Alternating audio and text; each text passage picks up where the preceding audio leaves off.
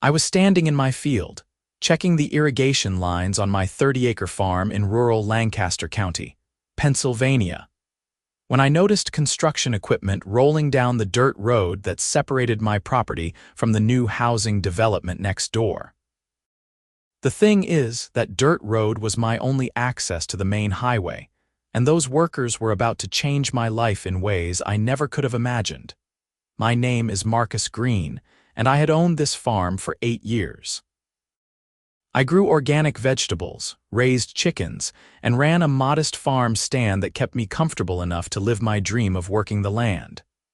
The property had been in rough shape when I bought it, but the price was right for a 30-year-old guy with more ambition than sense.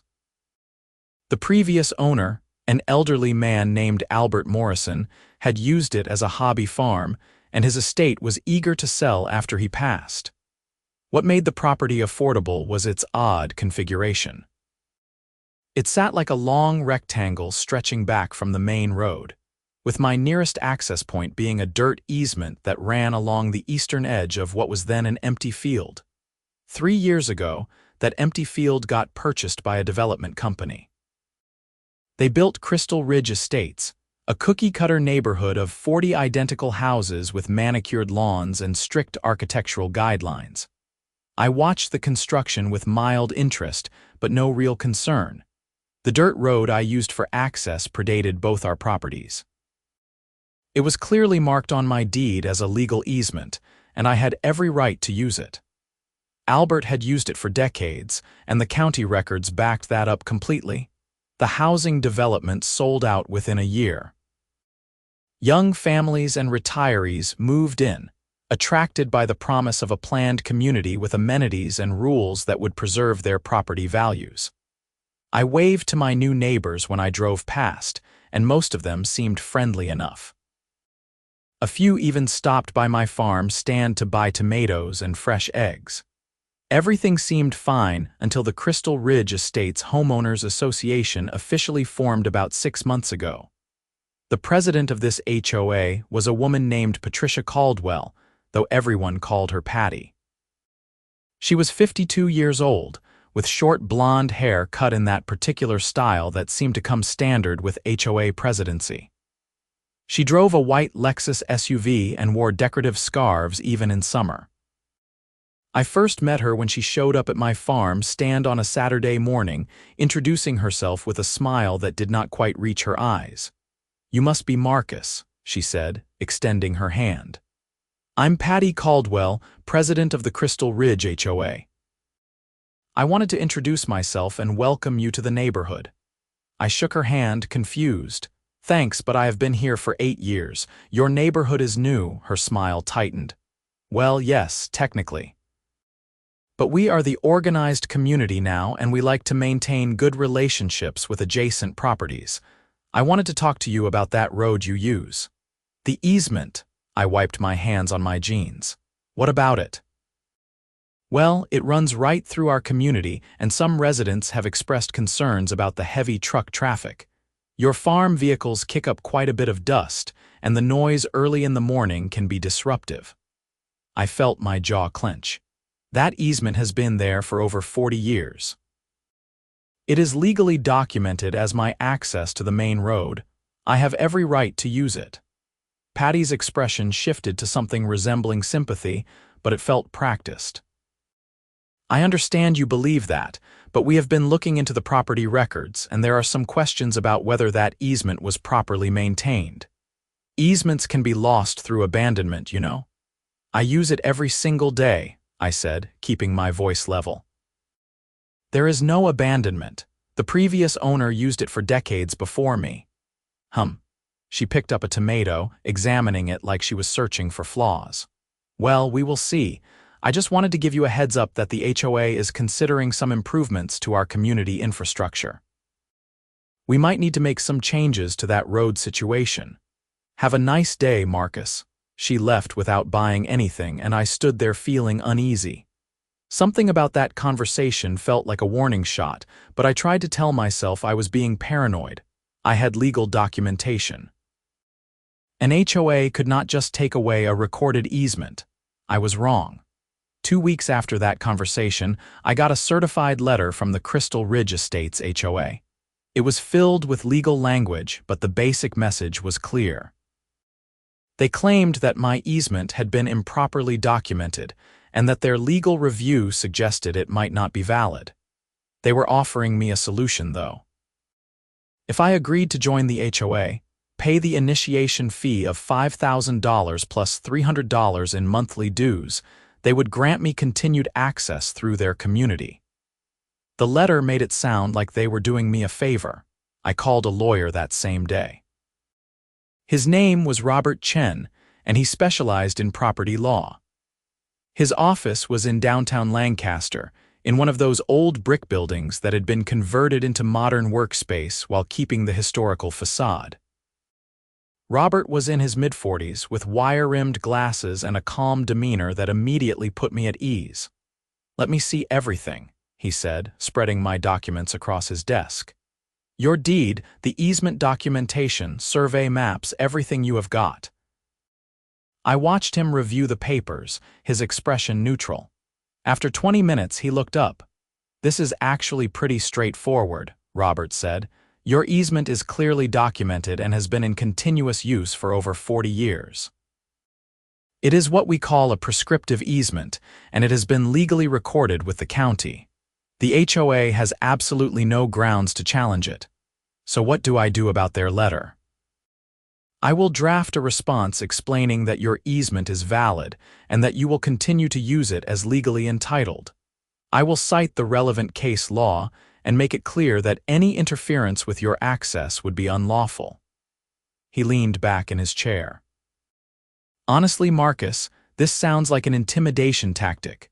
HOAs sometimes overreach their authority, especially new ones trying to establish control. Once they get my letter, they will probably back off." I paid Robert his retainer and left feeling better. He sent the letter within 3 days, and I got a copy for my records. It was professional but firm, laying out exactly why my easement was valid and warning against any interference. I thought that would be the end of it. For 2 weeks, everything seemed normal. I continued using the road, making my trips to the farmer's market and the feed supply store. Then, on a Thursday morning in late September, I woke up to the sound of construction equipment. I pulled on jeans and boots and headed outside. The sun was just coming up, painting the sky orange and pink. The sound was coming from the direction of my access road, and I felt my stomach drop as I got closer. There were workers setting fence posts along the edge of the housing development. That would have been fine, except they were setting them directly across my access road. A white Lexus SUV was parked nearby, and Patty Caldwell stood next to it, holding a clipboard and directing the workers. "What the hell is going on?" I shouted, jogging toward them. Patty turned, her expression completely unbothered. "Good morning, Marcus. We are installing a security fence around our community. It is for the safety and privacy of our residents. You are blocking my road. This is not your road," she said calmly. "This is private property belonging to Crystal Ridge Estates. As I mentioned before, your claimed easement is not valid." One of the construction workers looked uncomfortable, glancing between us. I recognized him from around town. "Ma'am, this guy is saying we are blocking his only access. Maybe we should check before we go further." Patty's voice went cold. "I am paying you to install a fence according to the plan I provided. If you are not comfortable doing the work, I can find another contractor." The worker hesitated, then went back to work. I pulled out my phone and called Robert Chen. It went to voicemail. I left an urgent message and then called the county sheriff's office. Deputy Williams arrived about 30 minutes later.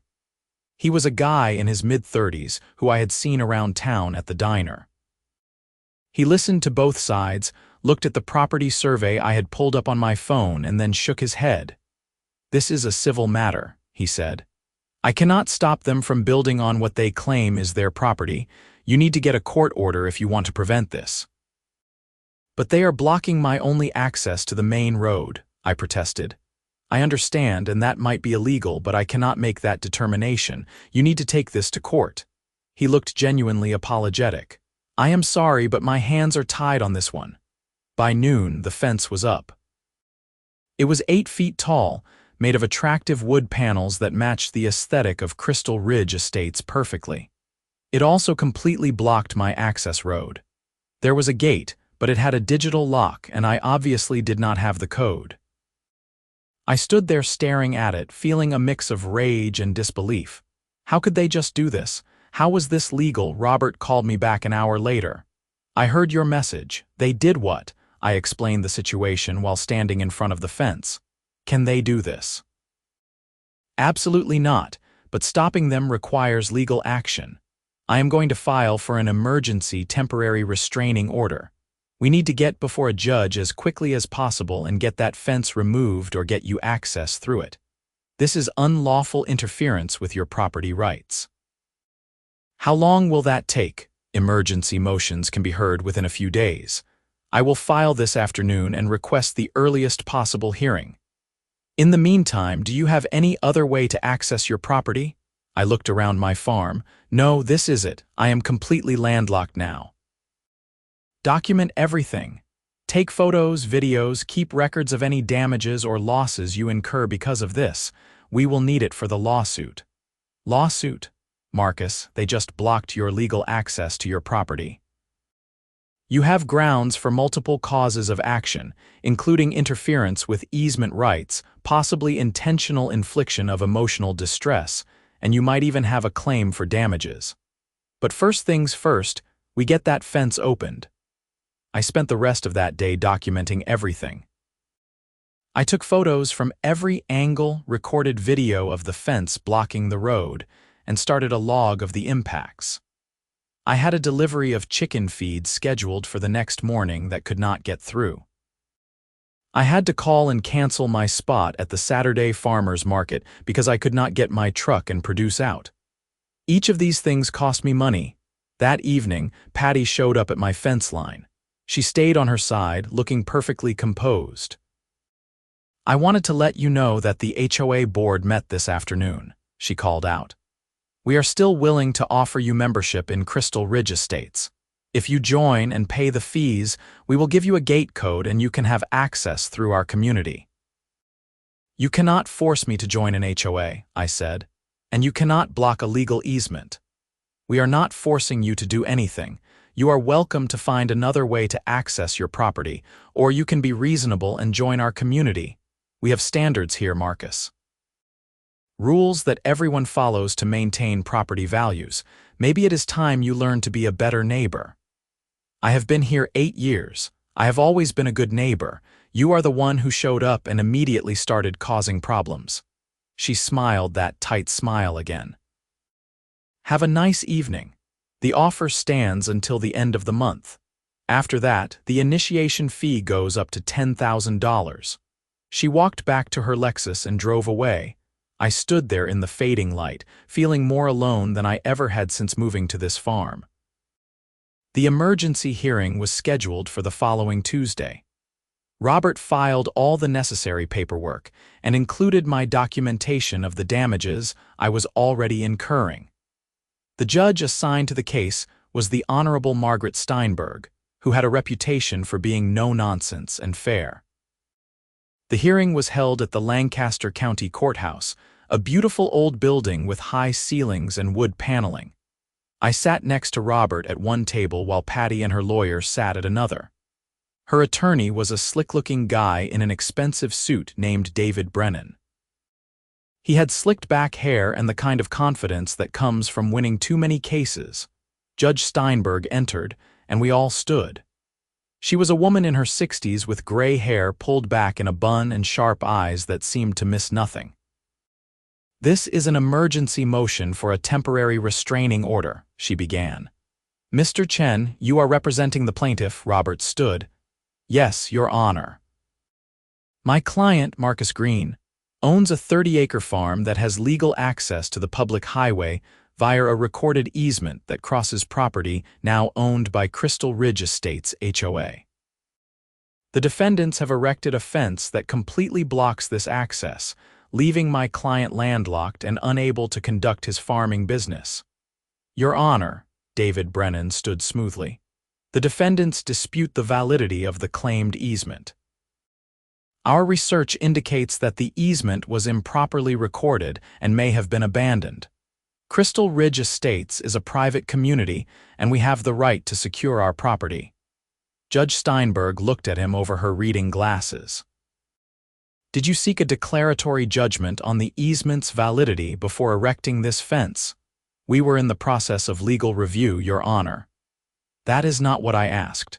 Did you go to court to have the easement declared invalid before you blocked it? Brennan hesitated. No, Your Honor, but we believed we had the right to protect our property. You believed wrong. She turned to Robert. Do you have the easement documentation? Robert handed up a folder, and the judge spent several minutes reviewing it. The courtroom was silent except for the rustle of papers. This easement has been recorded with the county since 1982, Judge Steinberg said finally. It shows continuous use for over 40 years. Mr. Brennan, on what grounds exactly does your client dispute its validity? We believe there were errors in the original recording process, Your Honor, and that the easement may not meet current legal standards. Current legal standards do not retroactively invalidate recorded easements from 1982, Counselor. If your clients wanted to challenge this easement, they should have filed a quiet title action. Instead, they took the law into their own hands and erected a barrier. Mr. Greene, can you access your property at all right now? I stood. No, Your Honor. That road is my only access to the main highway. I cannot get vehicles in or out. I cannot receive deliveries, and I cannot take my products to market. How has this affected your business? I have lost about $3,000 in sales so far, and I have had to cancel orders. If I cannot access my farm, I will lose everything. Judge Steinberg looked at Patty and her lawyer with undisguised disapproval. I am granting the temporary restraining order. The defendants are ordered to provide Mr. Greene with immediate access through the fence they erected. You can install a gate with a lock if you want, but Mr. Greene must be given a key or code that allows him 24-hour access. This order is effective immediately. Do you understand, Your Honor? Brennan tried. We would like to request a stay pending. No, the order is immediate. If Mr. Greene does not have access by end of business today, your clients will be in contempt of court. We will schedule a full hearing on the underlying easement issue, but in the meantime, you do not get to hold Mr. Greene hostage. Anything else? Robert stood. We will also be filing a civil suit for damages, Your Honor.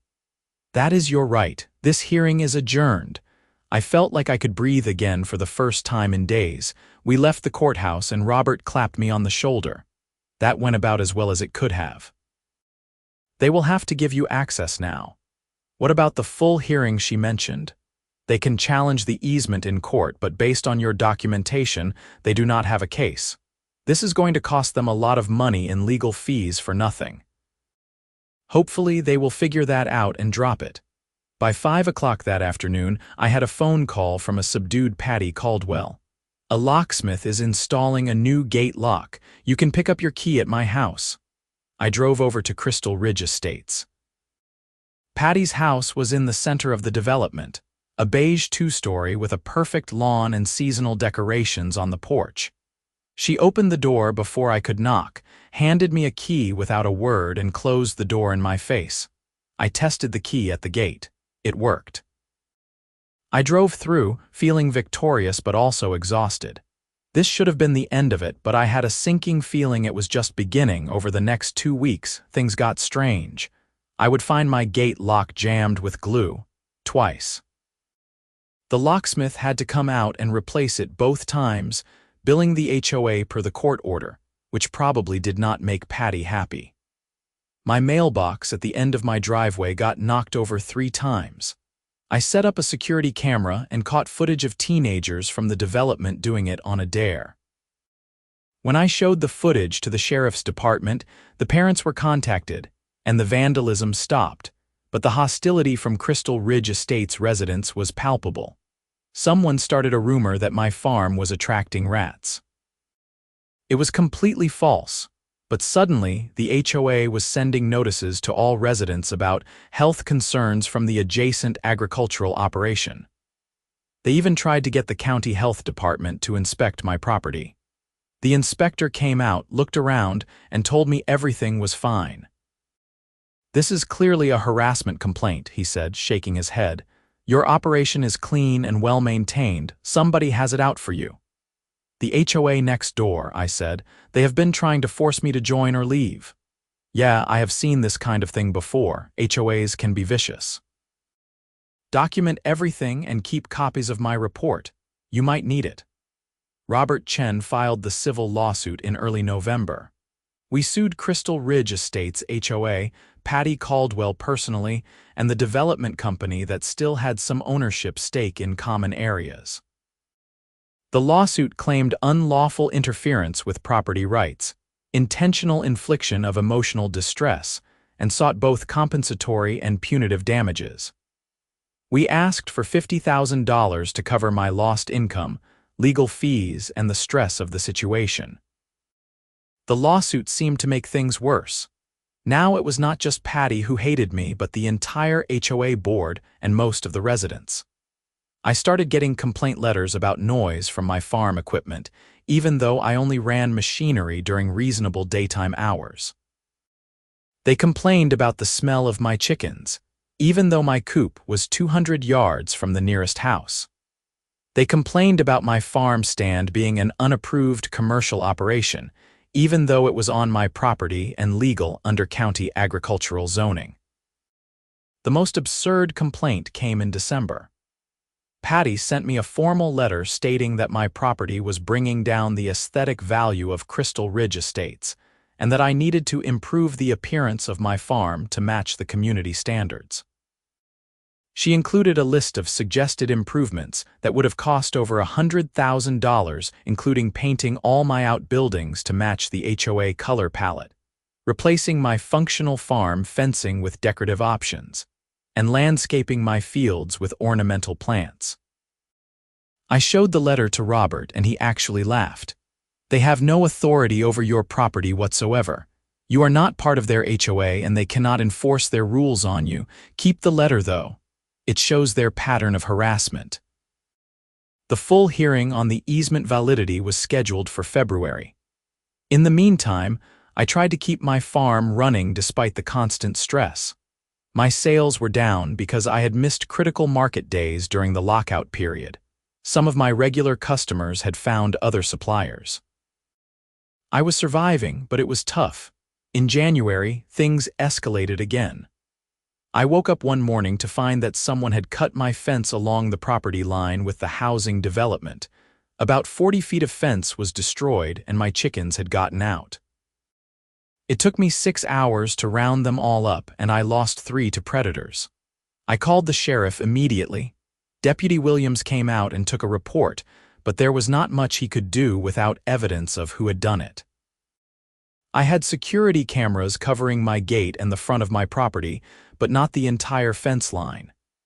That night, I spent $800 on additional cameras and motion sensors. 2 nights later, the cameras caught someone. It was around 2 in the morning when my phone buzzed with a motion alert. I pulled up the camera feed and saw 2 figures in dark clothing cutting my fence again. I called 911 immediately and ran outside with my flashlight. "Hey, stop! The police are on their way." The 2 figures ran, but my cameras had caught clear footage of them approaching and working on the fence. More importantly, they ran directly toward Crystal Ridge Estates. The sheriff's department arrived within 10 minutes, and I showed them the footage. "Can you identify these individuals?" Deputy Williams asked. "Not from the footage, but they ran straight into the housing development. And look here." I pointed to a frame where one person's face was partially visible. "That is definitely a man, probably in his 30s or 40s based on his build." "I will file a report and investigate. Keep all this footage. If we can identify the suspects, you can press charges for criminal mischief and trespassing." The investigation took 2 weeks, but Deputy Williams was thorough. He canvassed the neighborhood and showed stills from my security footage to residents. Finally, he got a hit. Two men who lived in Crystal Ridge Estates were identified by their own neighbors. Their names were Brad Hutchins and Michael Porter, both in their late 30s, both on the HOA Architectural Review Committee. They were arrested and charged with criminal mischief and conspiracy. When questioned, they initially denied everything, but the video evidence was clear. Eventually, Brad cracked and admitted that Patty Caldwell had suggested that making my life difficult might convince me to abandon the property or agree to her terms. He claimed she had not explicitly told them to cut my fence, but she had said things like someone should do something about that eyesore, and maybe if his farm became too much trouble to maintain, he would leave. This was a huge development. Robert immediately amended our civil lawsuit to include charges of conspiracy and solicitation of criminal acts. We also requested that criminal charges be filed against Patty herself. The district attorney's office got involved. The prosecutor assigned to the case was a sharp woman in her 40s named Lisa Morrison.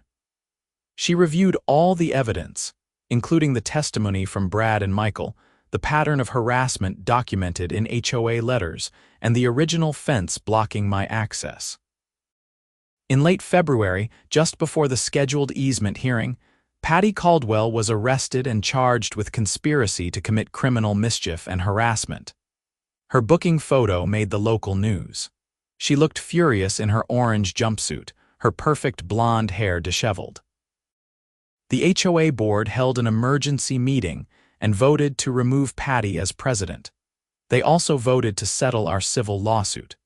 Their insurance company was apparently horrified by the criminal charges and the pattern of behavior we had documented. They wanted to make this go away before a jury could award massive punitive damages. Robert negotiated the settlement. Crystal Ridge Estates HOA would pay me $75,000, covering all my losses, legal fees, and compensation for the harassment. They would also record a formal acknowledgement of my easement rights and agree to never interfere with my access again. Additionally, they would pay for the repair of all damage to my property, including the cut fences, and issue a formal written apology.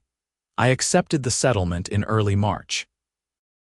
The easement hearing was canceled since the HOA had formally acknowledged my rights. The money helped stabilize my farm finances after a brutal several months. The criminal cases moved forward separately. Brad Hutchins and Michael Porter both pleaded guilty to criminal mischief charges. They each got 1 year of probation, community service, and had to pay restitution for the damage to my fences. Patty Caldwell's case was more serious because of her leadership role. She went to trial in April, and I had to testify. Sitting in that witness stand, looking at her across the courtroom, I felt a strange mix of emotions. This woman had made my life hell for months, all because she wanted control and could not stand that I would not submit to her authority. The prosecution laid out a clear pattern of harassment, conspiracy, and abuse of power. They showed how Patty had systematically tried to force me into compliance, culminating in encouraging criminal acts against my property. Her defense attorney tried to argue that she never explicitly told anyone to commit crimes, but the circumstantial evidence was overwhelming. The jury deliberated for 3 hours and found her guilty of conspiracy to commit criminal mischief and criminal harassment. The judge sentenced her to 6 months in county jail, 3 years of probation, and ordered her to pay $15,000 in additional restitution to me personally. When the sentence was read, Patty's perfect composure finally cracked. She started crying, and her husband, who had sat silently through the whole trial, put his head in his hands. I almost felt sorry for her. Almost. After the trial, life slowly returned to normal. The new HOA president was a reasonable guy named Tom Jefferson who worked as an accountant. He came to my farm stand one Saturday morning in May. "I wanted to apologize on behalf of the community," he said, buying a basket of vegetables. "What happened to you was wrong. Most of us had no idea what Patty was doing until everything came out in court." "I appreciate that," I said. I never wanted conflict with your neighborhood, I just wanted to run my farm. I know, for what it is worth, a lot of residents actually like having a farm nearby. Some of the families want to bring their kids by to see the chickens if that is okay with you. That would be fine. I have been thinking about starting an educational program anyway. Over the summer, things actually got better. Several families from Crystal Ridge Estates became regular customers at my farm stand. I started doing farm tours for kids on Saturday mornings, and they were a hit. The HOA stopped sending complaint letters, and the gate that had once been a symbol of hostility became just a normal part of the landscape. I used part of the settlement money to expand my operation. I built a new greenhouse and added beehives for honey production. I also invested in better security systems, not because I expected more trouble, but because the experience had taught me the value of documentation and protection. Patty Caldwell served her full 6 months in county jail. I heard through the grapevine that she and her husband sold their house in Crystal Ridge Estates and moved to another state before she even finished her probation. Nobody seemed sad to see her go. The whole experience changed me in ways I did not expect. I became more involved in local agricultural advocacy, working with other farmers to protect property rights and prevent HOA overreach. I testified before the County Planning Commission about the need for clear protections for agricultural operations, and they actually implemented some of my suggestions into county policy. Robert Chen became a good friend. We still got together for coffee occasionally, and he never charged me for the numerous times I called with questions about property law or contracts. He said my case had been one of the most satisfying of his career because justice had actually prevailed. Deputy Williams stopped by the farm stand regularly. He told me that my case had opened his eyes to how civil disputes could escalate to criminal behavior. He started taking property rights complaints more seriously, and actually prevented a similar situation in another part of the county by mediating between a farmer and a new development before things got hostile. Looking back on everything that happened, I realized the whole conflict had been about power and control. Patty had not really cared about dust from my truck or noise from my tractor. She had cared about asserting dominance and forcing everyone in her sphere to comply with her vision of how things should be. When I refused to submit, I became a threat that had to be eliminated or controlled. The irony was that if she had just left me alone, we probably could have been good neighbors. I would have been happy to be considerate about when I drove through their community or to help with any legitimate concerns. But she could not accept anyone operating outside her authority, and that rigidity destroyed her life. My farm thrived. The educational programs brought in new customers and created goodwill in the community. The honey from my bees became a popular product. I even started doing workshops on sustainable farming practices, which attracted people from all over Lancaster County. One afternoon in late September, exactly a year after Patty had first blocked my road, I stood at my farm stand watching families browse the vegetables and children chase chickens in the yard. The gate to Crystal Ridge Estates stood open. Several of my customers had walked through it to get to my farm, and nobody thought twice about it. Tom Jefferson walked up with his wife and daughter. "Beautiful day," he said. "It really is. The board wanted me to ask you something. We are planning a community harvest festival in October, and we wondered if you would want to participate. Maybe set up a booth, do some demonstrations, that kind of thing." I smiled. "I would love to, that sounds great." His daughter tugged on his sleeve. "Dad, can we get some honey?" "Of course, sweetheart." He looked at me. "She has been obsessed with your bees since she saw them last month." I handed her a jar of honey. "This one is on the house for the festival planning." After they left, I stood there feeling genuinely content. The battle had been brutal, the stress had been overwhelming, and there were moments when I thought I might lose everything. But I had stood my ground, fought for my rights, and ultimately prevailed. More than that, I had turned a hostile situation into something positive. The land around me was green and productive. The chickens clucked happily in their coop. The bees hummed in their hives. And the road that had once been blocked by a fence of hatred now stood open, connecting my farm to a community that had learned to appreciate rather than fear what I represented. I thought about Albert Morrison, the old man who had owned this farm before me. He had worked this land for decades, using that same road, probably never imagining the conflict it would cause years after his death. I like to think he would be proud of how things turned out. Not just that I had defended his legacy, but that I had built something good here. As the sun set that evening, I locked up the farm stand and walked the perimeter of my property. The new fences were strong. The security cameras kept watch. But more importantly, I had relationships now with people who had once been my enemies. I had turned a subdivision full of strangers into neighbors, and some of those neighbors into friends. The justice system had worked, though it had taken time and money and incredible stress. Patty Caldwell had learned that HOA presidency did not put her above the law. Brad and Michael had learned that following bad leadership could ruin your life. And the residents of Crystal Ridge Estates had learned that community is about cooperation, not control. I went inside my farmhouse and made dinner, listening to the familiar sounds of my land. A rooster crowed even though it was evening. The wind rustled through the cornfields. A truck rumbled down the main highway in the distance. These were the sounds of my life, the life I had fought to protect. That night, I updated my farm journal, something I did every evening. I wrote about the day's sales, the condition of the crops, the behavior of the bees. And at the end, I wrote something I had not written in over a year. Everything is good. Everything is finally truly good. I closed the journal and looked around my small farmhouse. It was not fancy. The furniture was old, the floors creaked, and the plumbing sometimes made strange noises. But it was mine. The land outside was mine. The access to that land was legally, unquestionably, and permanently mine.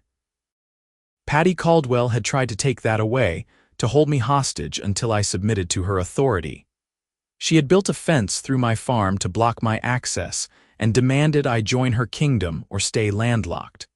But she had underestimated my resolve and overestimated her power. In the end, her fence came down. Her power evaporated.